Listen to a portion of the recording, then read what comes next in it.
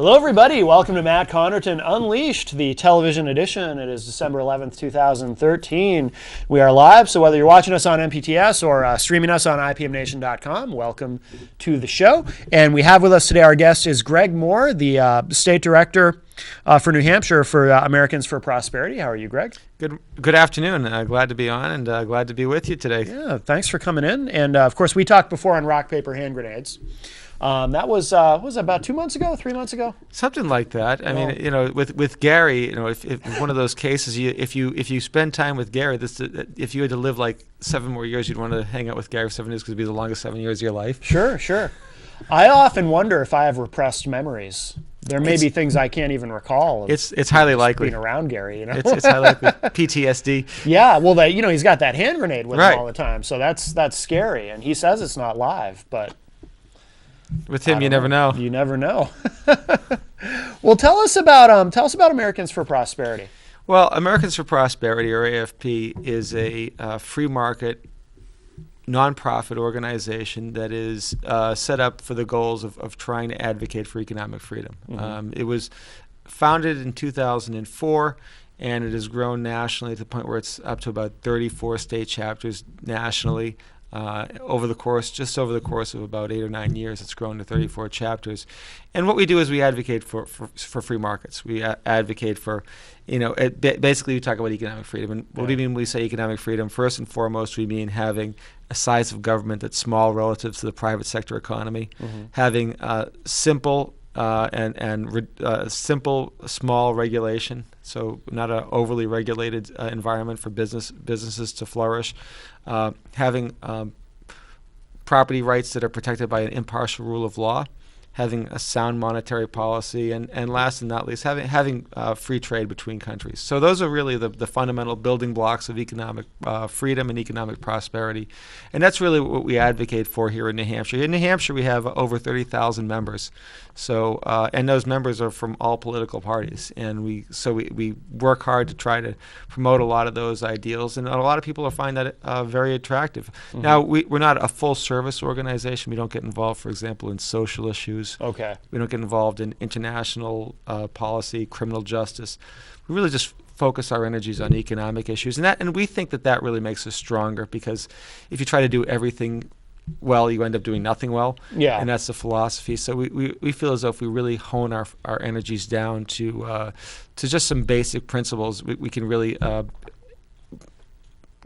draw in as broad an audience as possible and really have a strong focus message. Right now, our focus is first and foremost on the healthcare issue is a huge one. Mm-hmm. The impact of Obamacare is going to affect every single American, and it already has to a degree. Whether it's through the thousands of people who have lost their policies, mm-hmm. to the people who have private sector insurance who are going to see a significant rate and premium increases or deductible increases, or to seniors with part of the package having $716 billion in cuts to Medicare.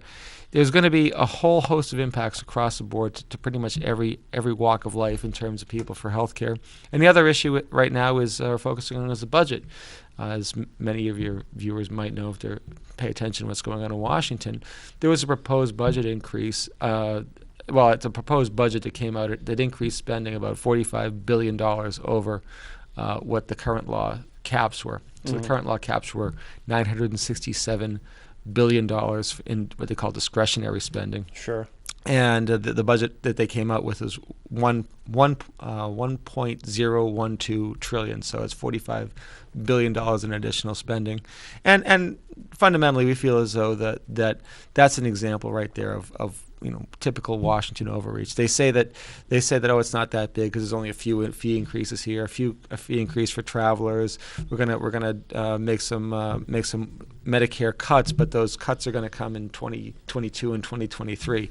It's like, it reminds me of that whole, if you ever watch Popeye, remember wouldn't be in Popeye. Sure, I'll gladly pay you Tuesday for a hamburger today. Yeah. Yeah. So I mean, that's what's going on right now in Washington, which is we're going to find all these savings from these cuts that are going to happen to Medicare in 8 or 9 years. Right. From now. There's a lot of kicking the can down the road, and that stuff never happens. Right. So they're justifying greater spending now, and that's really a fundamental problem with Washington. And it's a systemic problem. It's probably why Congress has 6, 8, 10% approval rating. Sure.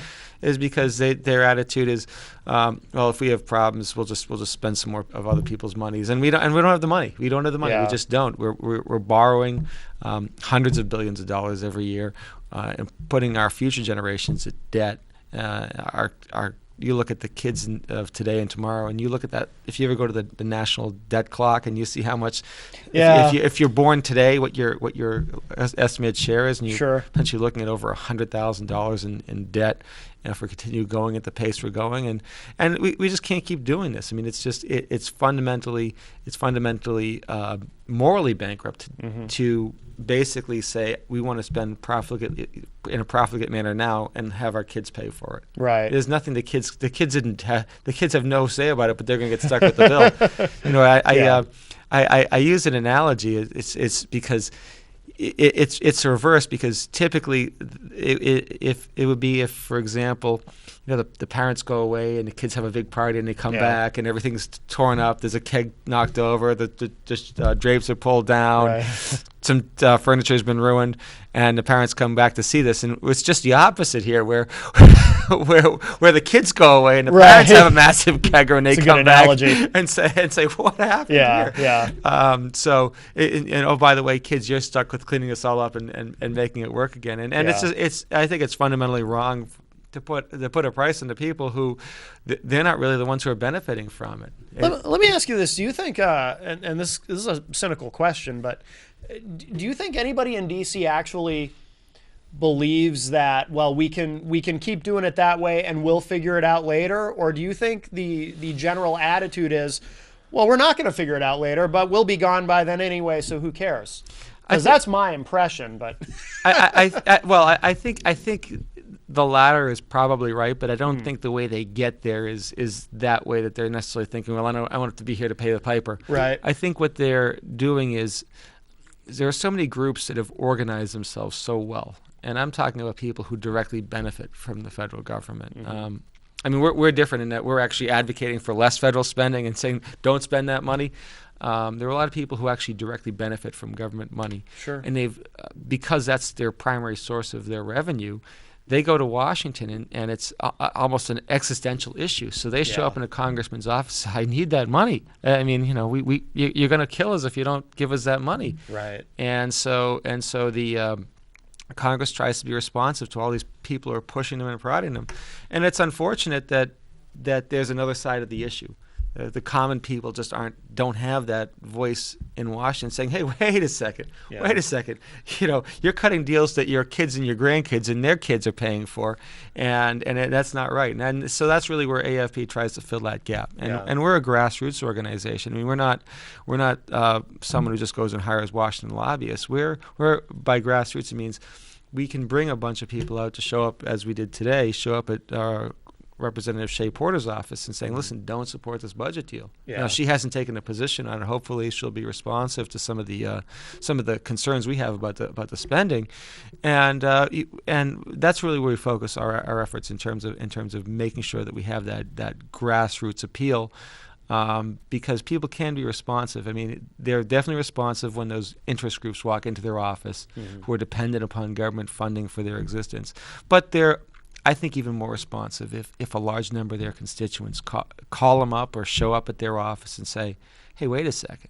This is you're spending money that not only you don't have, not only that your kids don't have, not only their grandkids don't have, but your great-grandkids don't even haven't even started working to earn that money yet, and you're relegating them to something that is taking away something that's fundamental from our country. Our country was always built on this grand idea, and it's a romantic one, that the next generation is going to have a better opportunity than the last. Yeah, and actually, too, to that point, if you look at, there's been polls that at least, well, probably since the beginning of the Great Recession anyway, where, the next generation coming up now, they feel like these people now that are getting out of college, for example, they feel like they're going to be the first generation not to do as well as their parents did financially. That they're coming in at a real disadvantage, and you see it too. People getting out of college and not being able to get a job after just completing an education, which in theory, which is an advantage still, but when the pie is so small, it's hard to, even with the advantage of an education, it's still very challenging for a lot of these people. And that's part of the reason. I mean, I think if you take a step back, I think everything you said is absolutely accurate. There are so many kids today who are coming out, they don't have any opportunities, and I think that's a huge concern. It's more concerning than you think. And what I'll tell you why is because you look at a lot of the countries that don't have not had the economic growth we've had, and some of the fundamental problems they have with their an angry, disaffected youth. Mm-hmm. You look at some of the countries in the Middle East, some of the countries in parts of Southeast Asia, and even in parts of Europe, in Greece, for example, where when the younger generation feels frustrated, they feel locked in, they feel as though they don't have an opportunity available to them. This is a very dangerous, volatile group. Sure. It can be very emotional, and if someone can galvanize that in a way, it can have serious consequences for just basically not having civil unrest. Sure. So I mean, I think we saw I think we saw a piece of that in the '60s, but I think that's fractional compared to what we could have if what we see continues on for years and years. I mean, one of the things that we look at AFP is our Economic Freedom Index. And the United States was on a 20-year win streak. We had seen our economic freedom rating grow from pretty consistently from 1980 right up to about 2000. And that's through, whether it's through Republicans, such as Ronald Reagan, or Democrats, such as Bill Clinton. Sure. There was always a commitment to expanding economic freedom. Right. Working to try to lower taxes, working to try to make regulation sensible, working to try to find ways to expand free trade, protecting property rights. And then that all seemed to hit a wall right around 2000, and it's been the same wall for both Republican and Democratic president George W. Bush and Obama. So it's not a partisan issue, right? And we've seen our ranking. We were actually ranked in 2002, as far as recently as 2002, we were number 2 in the world as far as economic freedom. And we were behind only Hong Kong. No kidding. Hong Kong is more like a city state, right? So it's hard to compare a city state to a full-grown economic engine involved with a full-size country like America. So among the real countries, at least we're not behind China yet. Well, yeah, but and I don't want to diminish Hong Kong, but I mean it's a different animal when you're talking about one small group of people than looking at a large country of over 300 million people. Sure. But we've gone from second till we've fallen down to 17th. Actually, we were 18th. We came up this year, but the only reason why we came up this year is because a little small country in the Mediterranean called Cyprus saw their economy implode, and so they fell out of that. But we're falling behind countries like Iceland, Denmark, and Finland. Yeah. Not countries who are historically known as countries that are economically free. So it's one thing if we're falling behind some of the analogs that we would normally expect, like the UK and Australia and Switzerland. But now we're starting to fall behind some of these other countries, and I think that's what's leading to some of the economic problems we're seeing in terms of that cohort of a youth right now. And now that group is growing to be in their late 20s, because they've been dislocated now for 5-6 years. Sure. And they haven't had the type of economic opportunities that perhaps you or I did when we were coming into the workforce. Right. And that's really disconcerting, because as that group grows and becomes larger, the opportunity for disaffection in terms of the society as a whole can become really destabilizing if it galvanizes around one concept. Yeah. Now it's just sort of like everyone. Now it's just they're mad generally. They haven't really focused their anger, but if they did, it could be a really destabilizing piece for our society. How do you measure that? What did you call it? The Economic Freedom Index? There's a group called the Fraser Institute. They're actually located in Canada. who, by the way, is now ahead of us in our economic freedom ratings. Great. But the Fraser Institute annually puts out the Economic Freedom Index, and they look at an array of economic indicators, such as your trade policy, how well you're doing in terms of your budgeting, in terms of whether you're borrowing. I mean, keep in mind that in 2000. When we were sort of near our zenith, we were actually running a surplus, and we were paying off debt, and the less debt you have, the more economic freedom you have. I mean, we know that in our personal lives. Right. Of course we know that in our personal lives. It's obvious. If you don't have a credit card bill and you want to go on a vacation, it seems a lot easier. Yeah. But it's also true. It's also just as much true at a country level as well. The more debt you have, the less economically free you are, because you're dependent upon your creditors. Right. And in this case, in our case, China. China, as well as Japan and a whole host of other countries that we're becoming dependent upon, and that affects our foreign policy, and it affects our ability to manage ourselves as autonomously as we'd like. When we hit, so you said the year 2000, it started to change? Well, yeah, right around 2000, it started to flip, and we stayed at number 2 till 2002, and that's when we started to see our actual rankings start to slide. What changed? I mean, obviously, post 9/11, we went into a couple of wars and put them on the credit card, and that affects our debt. But what else? Obviously, if it started to change in 2000, there's other facets that precipitated our falling from where we were. Well, one of the great fallacies is that George W. Bush was an economic conservative. Now, he did cut some taxes, and there's no question about that. But he used a regulatory state pretty aggressively. Now, not as aggressively as President Obama has. President Obama is pretty bold about saying, well, I can't get it done through Congress, so I'm just going to use regulation to just ignore this silly Constitution thing, and we're just gonna do what we want to do anyway because we're too annoyed by Congress actually going through having a policy discussion about the issue. I mean, I think that's dangerous in its own right, but even that started on as far as using the agencies to start to regulate a lot of the stuff. We saw some significant growth in entitlement programs as well, Medicare Part D, and that has consequences. I mean, there's no question. Medicare program is going broke, right? So why add to it without more of a holistic reform? And I don't think the prescription drug benefits were bad, but it should have been part of a larger reform effort within Medicare, because Medicare 2033 starts to get to the point, according to the trustees report, it becomes insolvent. And when you have an insolvent program, it's one thing if Social Security goes insolvent. It's not good, but if Social Security it becomes insolvent and they can only pay you 85% of what you were expecting to get, that's not great, obviously, because you might have done some planning about that, but at least you're still getting a paycheck. But if Medicare, a healthcare program, becomes insolvent, what do? Sorry, you can't see the doctors on Tuesdays or Fridays. What do you do there? It's a little bit of a different animal in terms of how they would have to deal with that. Have you read Joe Scarborough's book, Rome Wasn't Burnt in a Day? I have not. About Bush, for those who don't know, about the Bush administration and the lack of fiscal conservatism.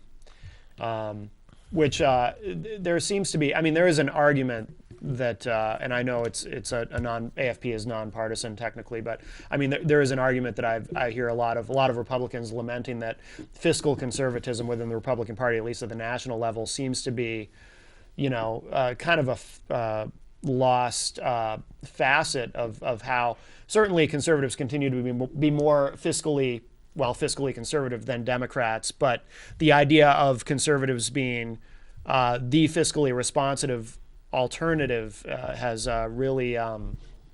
really changed a lot during the George W. Bush administration. No question. There's no question. But I will tell you that from my experience, a lot of that changed it was a sort of a realigning moment. I think that the first 2 years of the Obama presidency took a lot of people back to their roots when they saw what was happening within the massive expansion in terms of the stimulus, the bailouts, the Obamacare, of course, a major expansive role of government, and I think that it happened in two dimensions. First of all, it took the people who are already in office. It sort of was an aha moment for them, saying that because while Bush was doing it incrementally, Obama was doing it in large leaps and chunks with these major expenditures. But I think more importantly is it suddenly got a lot of people who were probably just fine going through their normal lives, business people or whatnot, and were just doing their going about their lives, and suddenly they said, I have to take action. And a lot of those people became candidates, and a lot of those folks got elected in 2010 and 2000 and in 2012. And not only within the Republican Party, but even some of the so-called blue dog Democrats who got themselves elected in more Democratic seats, and they're pushing a message of fiscal discipline that with an understanding that you just can't keep going down this road. I mean, you can't spend money you don't have. You can only do one of two things. You can either print it or you can borrow it. Yeah. And it seems like we're doing both of those. Right. So I mean, but there's a finite amount of how much you can do either of those. You print too much, you just devalue the dollar. So you're walking around with wheelbarrows full of it to buy a loaf of bread. Right. Or you borrow so much of it, no one will want to borrow any more of them. So. Either those ultimately end in dead ends, and at some point you have to say, wait a second, let's figure out how we can get our focus back on bringing spending back to normal. And that was, strangely enough, one of the great policy successes, even though it didn't seem that way at the time, was the sequester. And the sequester was not a well thought out policy in that just coming to agencies and saying we're going to give everybody a haircut and not telling you how and when, and giving you the flexibility to do that. Well, in theory, it wasn't even supposed to happen, right? Like they all bought into this idea, this is kind of the poison pill that we're all agreeing we're going to swallow if we don't figure this out, and then they ended up having to swallow it. Absolutely, there's no doubt, and so you look at the sequester though, but it had been done a significant job in terms of bringing back discretionary spending back down to, it was supposed to be $967 billion this year. Had it actually gotten down to that level, and that was the level of federal government ended at this year, we would actually have been lower in discretionary spending than we were when President Obama took office. And so the 2008 budget year. So that would have been a significant achievement. That basically would have taken all the additional expenditures of the stimulus and all those other programs and basically gotten us back to where we were before. Now, important to point out that discretionary spending is only about a quarter of the budget, and that's what's really disturbing, is that the so-called mandatory or entitlement spending is 3/4 of the budget, and it's is it 3/4? 3/4, right? Wow, okay, so when you start, more than I even realized. When you start looking at all those programs within there, I mean, that's really what drives the budget. The budget's still growing because those mandatory programs are going. So even if you shrink, the only problem is all you're doing is shrinking that pie to the point where the mandatory programs. And that's why, at the end of the day, if we're going to solve our long-term fiscal issues, it has to come back to bringing reform to these entitlement programs. Yeah. And again, the sequester was effective at cutting the overall size of government. It wasn't done very well. Right. And I say that because I worked in the state legislature 2 years ago when we passed a budget that cut overall spending by 11% because there was an $800 million deficit. And in the state government, you can't just borrow money; you have to balance your budget. Yeah. So it was tough, but the legislature went through on a program by program basis, said we don't need to do this, or you don't need that much to do that, or we're going to scale back a little bit in this area. And that's the way the process should have played out, and it didn't happen that way in Washington. In Washington, It was just everybody gets a haircut, and whether it's the milk program over here or some program where you're paying $25 for a bolt for the Navy, right, indiscriminately, it was just sort of cut along those lines, and that's really where it takes the legislature to show some gumption and actually cut individual programs, because that's what I imagine as far as those individuals who show up in their office. Sure. They don't mind cutting everybody because it's not one person who's whining saying, why did you take it out on me? Right. And so there's less of a political risk in that exactly, sense. Yeah. Exactly. So but at the very least, what they could have done is they could have told the agencies, you can pick who the winners and losers are. Right. But they didn't even want to do that because then the agency would pick winners and losers, and those losers would all go screaming back to the congressman anyway. Sure. It was fine as long as everybody got the same cut, and everybody had to feel the pain equally. Yeah.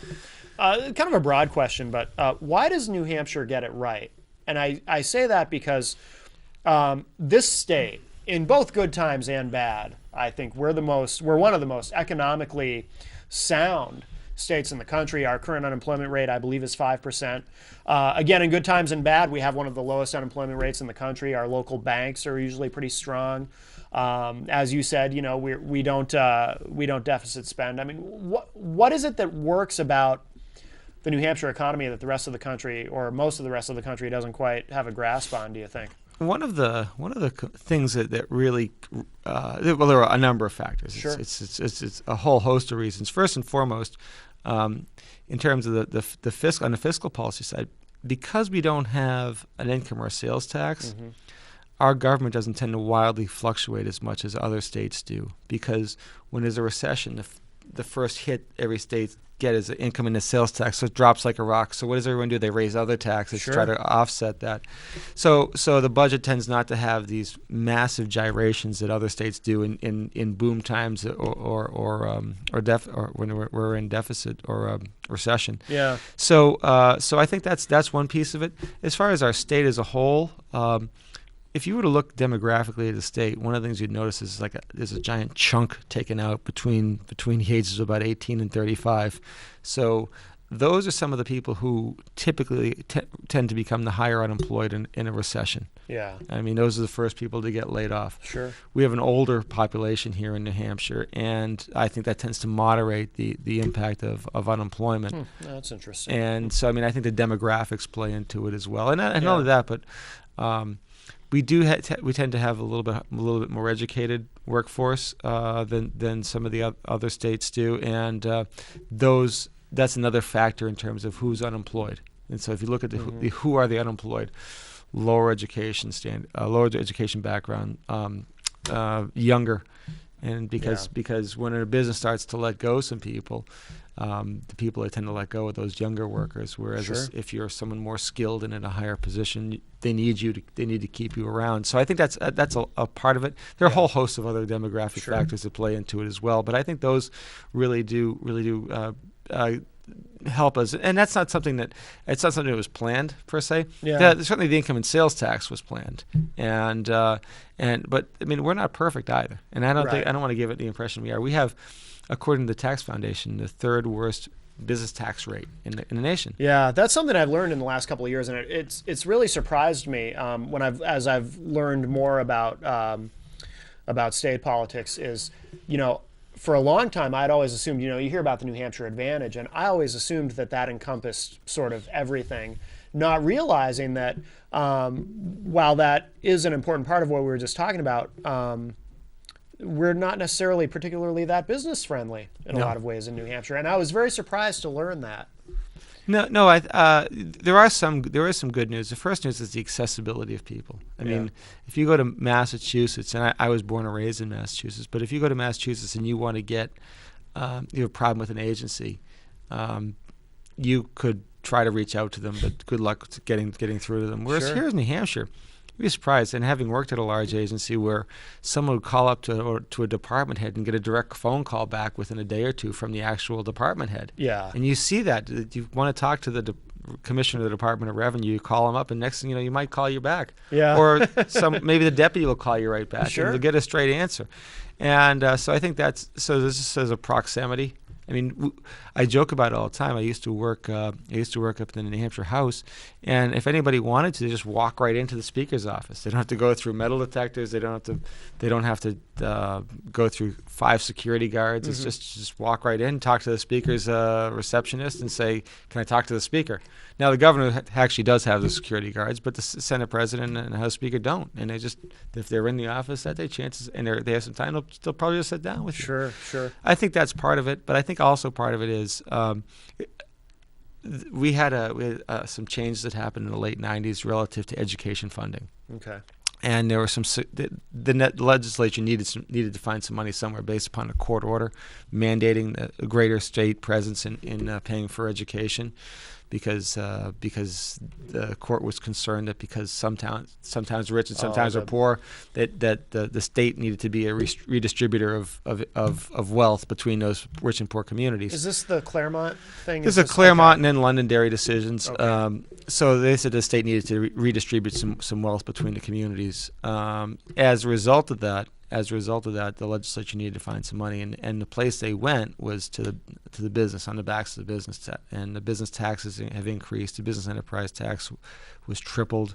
The business profits tax had a major increase as well, and so all of that was true. What you were saying prior to the mid to late 90s, and that's changed. That's subsequently changed in large part due to court order, and so that's one of the reasons why I think a lot of people are looking at opportunities for, say, gambling, and they say, okay, well, maybe if we, and it's certainly a number of people said if we do gambling, maybe we can do something to offset some of the business taxes over the long term. Sure. Not this year, but back in 2012, there was actually a bill that would have allowed casinos in the state, and the revenue from the casino would have directly offset business tax and would have lowered the rates. And I think that would have had a significant benefit because if you talk to some business owners, they'll say it's actually cheaper to run a business in Massachusetts, but they will say that.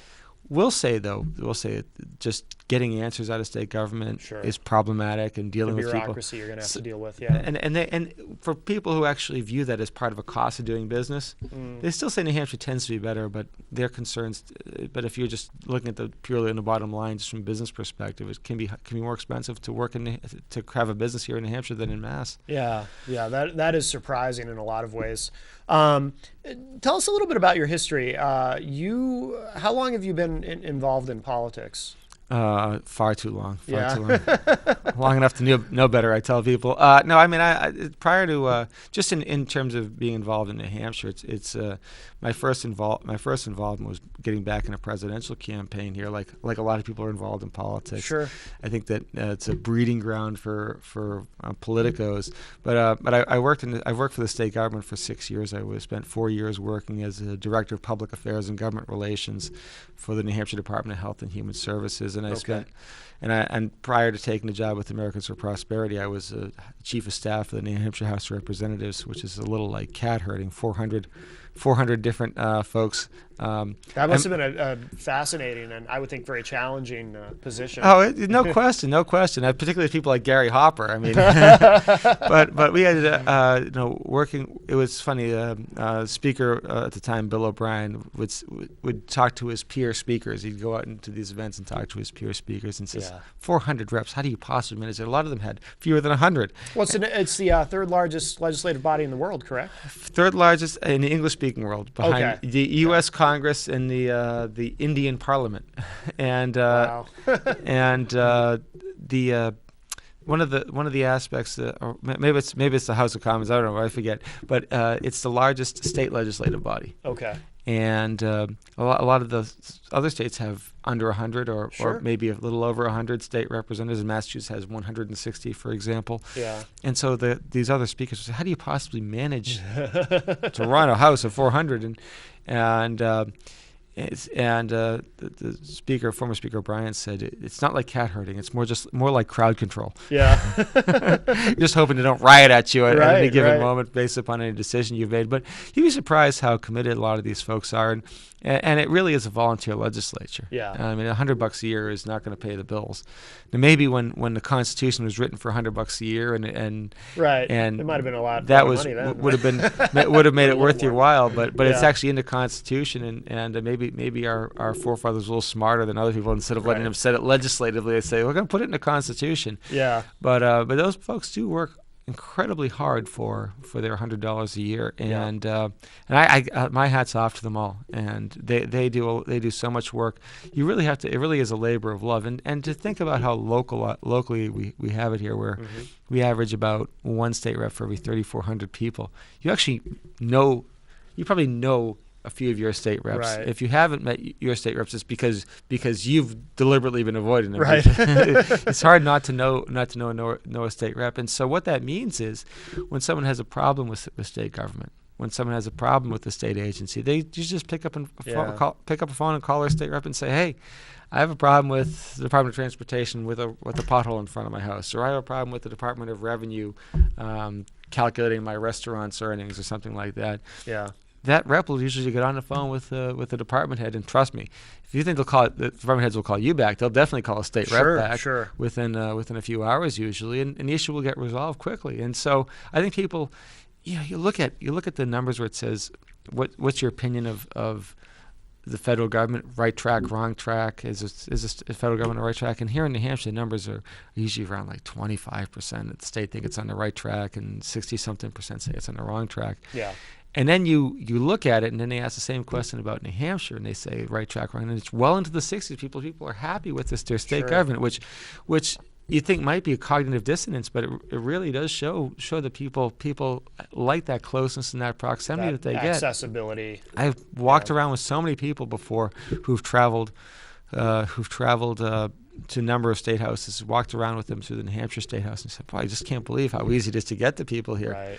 Do you want to go meet the Senate President? Let's go and meet the Senate President. So you go right in and say hi to this person or that person. You want to go meet the Secretary of State? Let's go right into Bill Gardner's office and talk to Bill for a little bit. It really is amazing just how much accessibility everyone has and provides. And I think that really speaks well for how we do it here. And it's like you said, why do we do it right? We do it right. Yeah. In terms of how to run a government, a lot of people don't like they think it's hokey. A lot of the more professional legislative bodies look at the New Hampshire government, they think it's hokey, but the people like it. The numbers show that. But like I said, when you're talking about between maybe 25 and 65. It just shows you right there that a lot of people think that we're doing it the right way. Yeah, because you have not only that accessibility but also accountability too. Right. So I think that's probably a very big part of it. And how long were you in that job?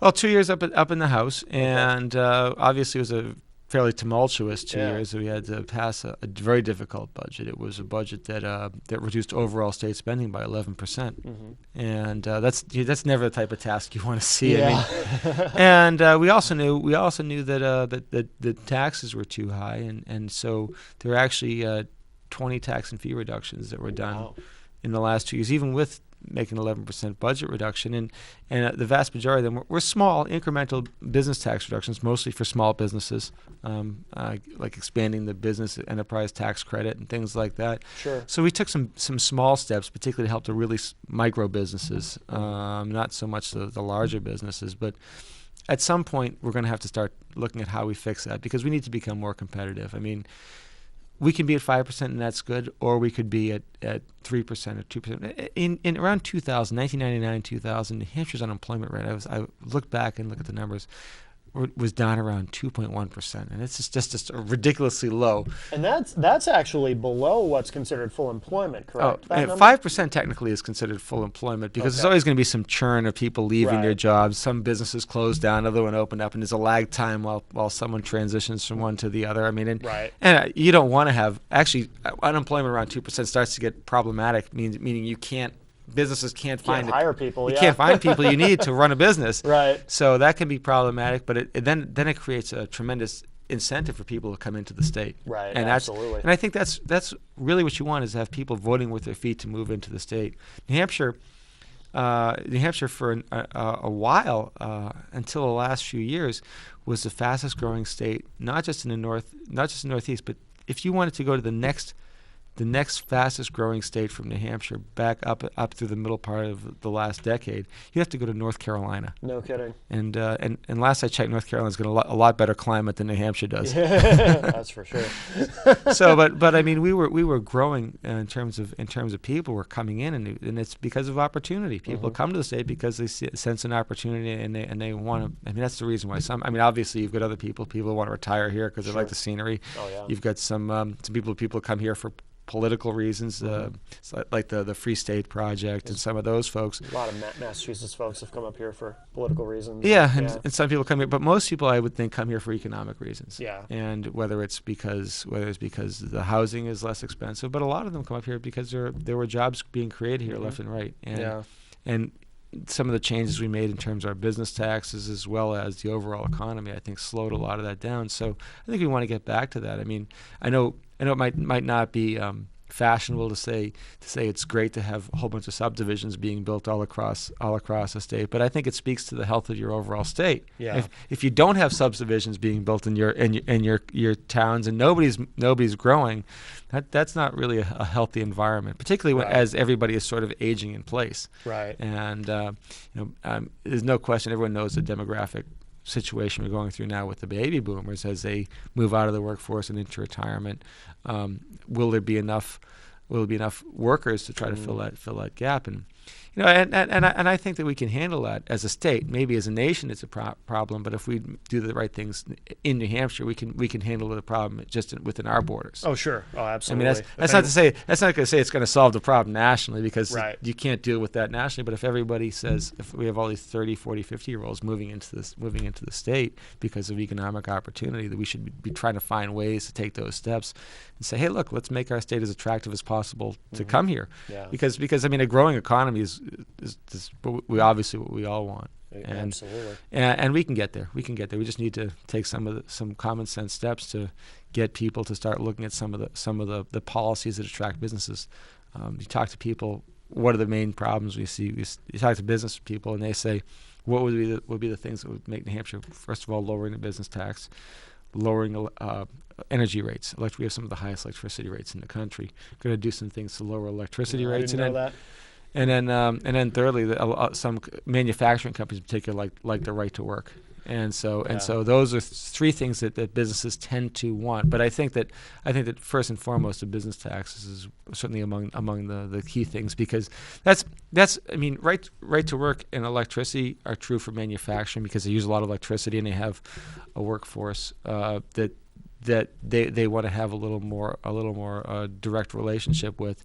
But for the types of businesses who like to come to New Hampshire, the smaller type businesses, and particularly when we were having a thriving economy in the 1990s, when they were calling the Seacoast the E-Coast. Yeah. These were all small startups, and these are all highly skilled people. So, I mean, it doesn't take a lot of electricity to turn on the lights over a sea of cubicles. Right. But those are good jobs. Yeah. And those are the types of jobs we want to get here. And so the business taxes really impact that. And then of course, we need to find ways to attract those workers, and that means there's got to be some infrastructure improvements as well. As far as the business taxes, what are the main impediments? You mentioned that there's the business profits tax, the business enterprise tax. Right. Are there just those kind of the main two, or those are two main business taxes in the state. Obviously, if you own a restaurant or a retail business, you have the rooms and meals tax. If you own a hotel, I mean, but generally, or if you own a convenience store, there's a cigarette and a beer tax and stuff like that. But generally speaking, it's the BET. Now, the BPT, the BET, the business enterprise tax, is basically a payroll tax, and so businesses pay a portion of the payroll to the state. And then there's business profits tax, which is actually 8.5%, which is fairly significant if you think about. You've got a federal corporate income tax, you've got a state corporate income tax. So when you start taking, as much as 35% of the federal side, 8.5%. Yeah, that's a lot. Starts to add up. Talking about potentially, I mean, if you're making a lot of money, potentially over 40% of your profits. Yeah. And for a lot of companies, whether it's leaving New Hampshire or just leaving the country, the whole Bermuda loophole and things like that. Yeah. But by and large, businesses. I mean, business people as a whole generally look for ways to avoid taxes, and they're pretty good about that. Have we seen a lot of businesses leave over the past decade? Well, we certainly have. We have definitely seen some businesses leave, but we have, more importantly, we haven't seen the businesses moving here at the pace they used to be. Okay. It used to be that because we had such a growing population and a growing economy. Certainly, some businesses went out of business, whether not so much leaving the state, but just leaving existence. Yeah. And so what we need to do is we need to create an environment where businesses say we're going to relocate. Where are we going to go? And we want people to say New Hampshire. And first, you want to start with getting the Northeast states because they're the people most likely to move and whose workforce is probably more likely to come with them. Yeah. But ultimately, you want startups from all over the country to say, New Hampshire's a place I want to go to do business, and that means obviously that means more jobs here, and typically the types of jobs that come from a lot of these places are good, solid, high-paying jobs, because you look at the 90s and look at the high-tech startups that took place all over the Mm-hmm. seacoast.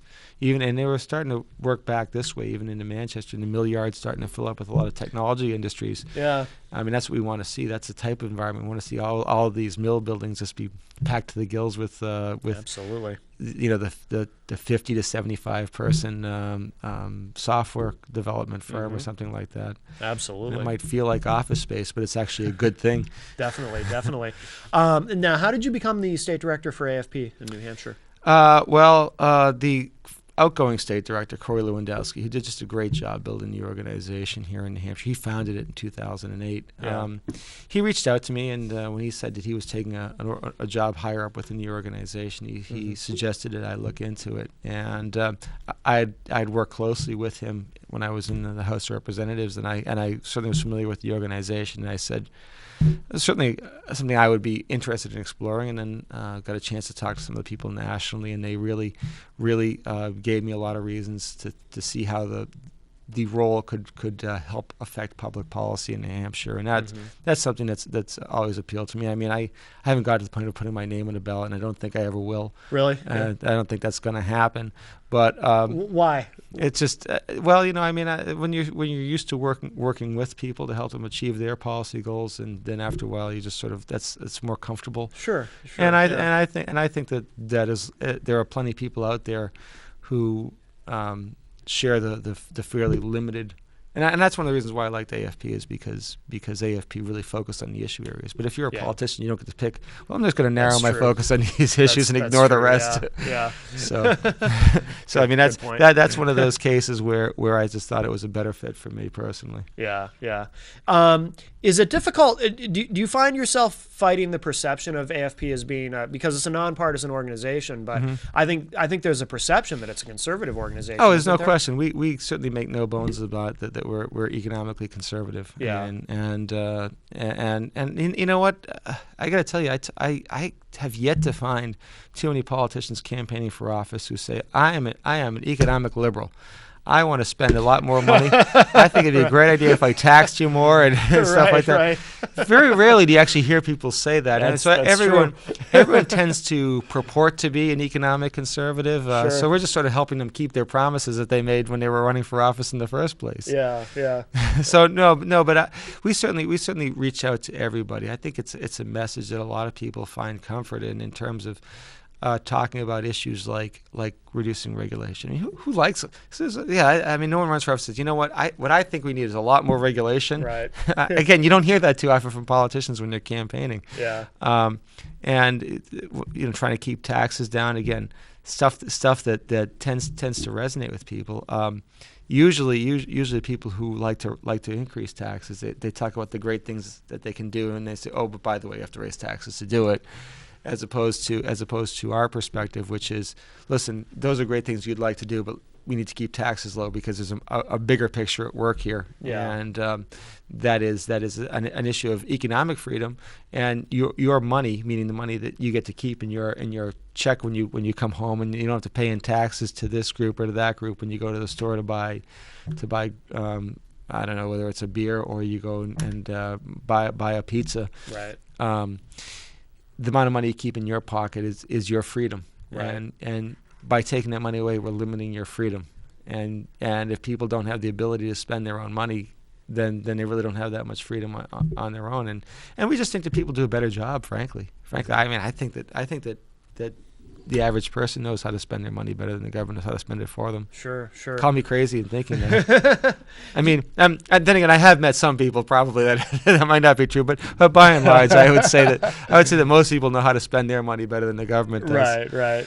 Some people do make poor choices, though. But do you endorse candidates? Or We do not. You stay out of that. We're a nonprofit because, and we think that's good because we want to focus on issues. We don't want it to be about personalities. And even so, even though we disagree with some people a lot more than others, sure. So we might disagree with somebody who happens to like the idea of big government. We're certainly happy to praise them when they make a good decision. Yeah. And because we're not about the who. We're about the what and the why. Right. Fundamentally, that's what we're focused on. And so as long as I think it gives us another one of those deals that gives us strengths by not focusing on individuals. Sure. There are a lot of PACs out there, and they have to stick with people even when they make bad decisions. True.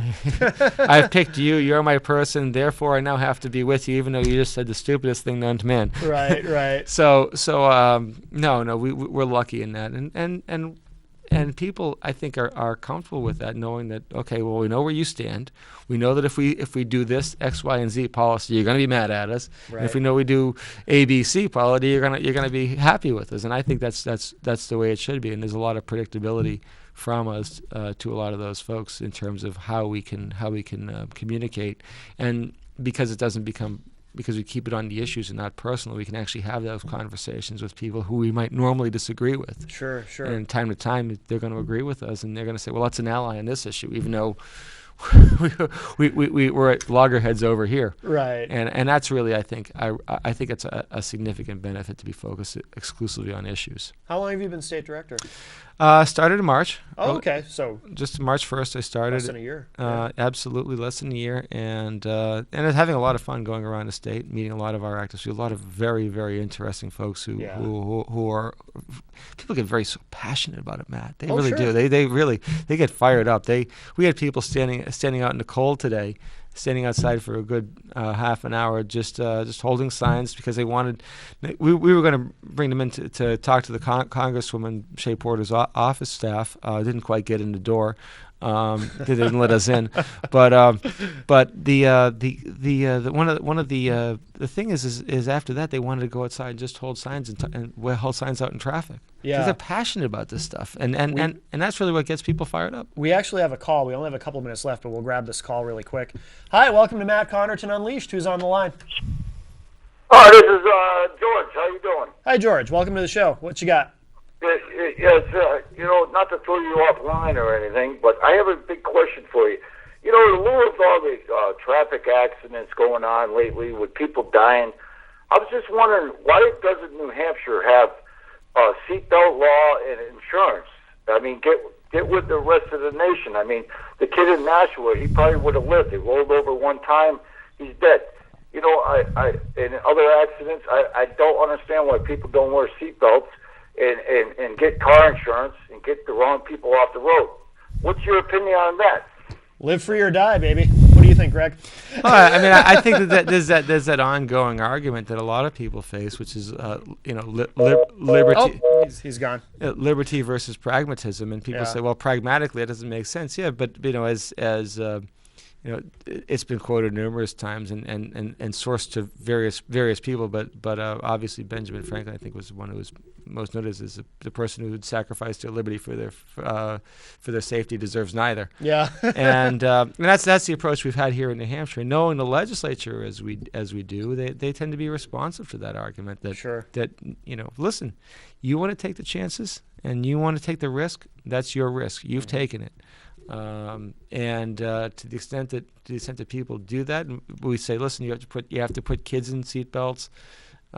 But if you want to ride around without a seatbelt, you know what? You're an adult. You can make that decision on your own. Exactly, or without a helmet if you're on a motorcycle. You can make that decision. Yeah. You're an adult. You can make that decision on your own. And that's really where I think that a lot of the New Hampshire legislature, because of its volunteer nature, works out because you really can't threaten a lot of those folks of saying, well, I'm going to go and wave the bloody flag around, and it's like, what are you going to do? I get paid $100 a year. You knock me out, fine.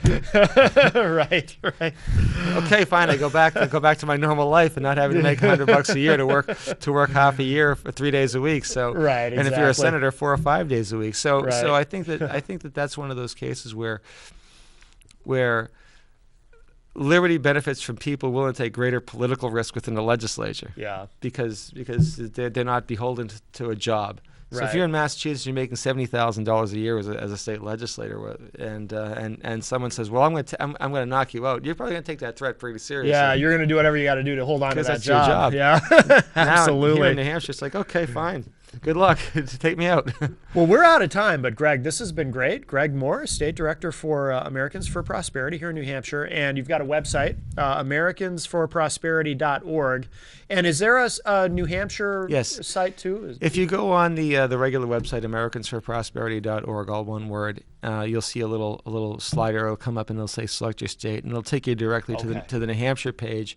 And that'll list what's going on specific to New Hampshire, some of the activities we're doing here in New Hampshire, some of the key issues that are coming up before the state legislature, as opposed to the national page. We'll focus more on the federal issues, of course. Okay. And so if people want to just focus on the federal, I would just go to our national page. And okay. if you want to know more about what's going on locally, come to the New Hampshire page. Okay, fantastic.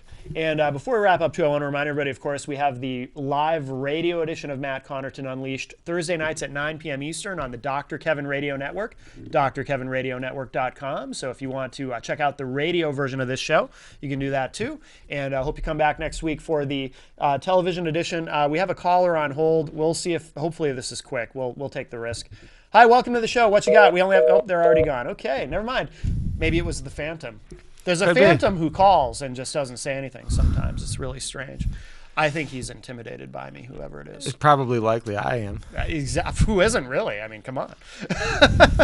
Greg, thanks very much. Greg Moore, State Director for the Americans for Prosperity here in New Hampshire. Thanks very much for being here with us today. Thank you. And we'll have you on again soon, I'm sure. And that's going to do it. I will be back at 4 o'clock with Norm and at 6 o'clock with Gary. So we'll talk at you later. Thanks, everybody.